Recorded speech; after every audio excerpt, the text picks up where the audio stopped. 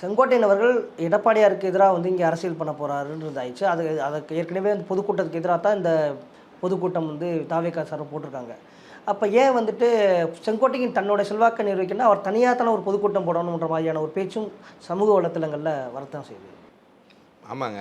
இப்போ செங்கோட்டையன் பொதுச்செயலாளர் எடப்பாடியாருக்கு எதிர்ப்பாக போயிட்டார், பொதுச்செயலாளர் எடப்பாடியாரை தோக்கடிக்கணும் அப்படின்னு என்னென்னவோ மனசில் கனவு கண்டுக்கிட்டு என்னென்னவோ ஒரு நினப்போட தப்பான ஒரு எண்ணத்தோட தாவேகால போய் சேர்ந்துக்கோங்க. அதை பற்றி ஒன்றும் இல்லை. பொதுச்செயலாளர் நீங்கள் போன உடனே கோபிச்செட்டிப்பாளையத்தில் கூட்டம் போட்டாரா இல்லையா, வந்தாரா இல்லையா, ஒரு 40,000 50,000 பேர் கூட்டம் அங்கே கூடிச்சா இல்லையா, அங்கே கூடின கூட்டம்லாம் யார்?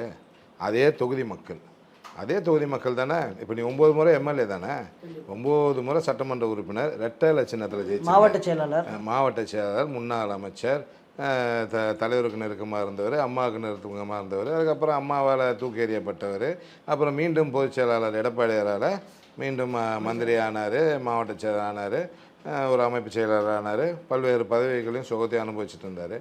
நீ இவ்வளோ செல்வாக்குள்ள ஆள் தானே. நீங்கள் தனிப்பட்ட முறையில் ஒரு பொதுக்கூட்டம் போடுங்க. தாவேகா கட்சிக்கு போயிட்டீங்க, தாவேகா கட்சியை பேரை யூஸ் பண்ணி ஒரு பொதுக்கூட்டம் போட்டு செங்கோட்டையனுடைய கூட்டத்தை காட்டுங்க. கூட முடியாது நினைக்கிறீங்களா? எப்படி முடியும்? எப்படிங்க முடியும்? ரெட்டலைக்கு தாங்க அங்கே மவுசு.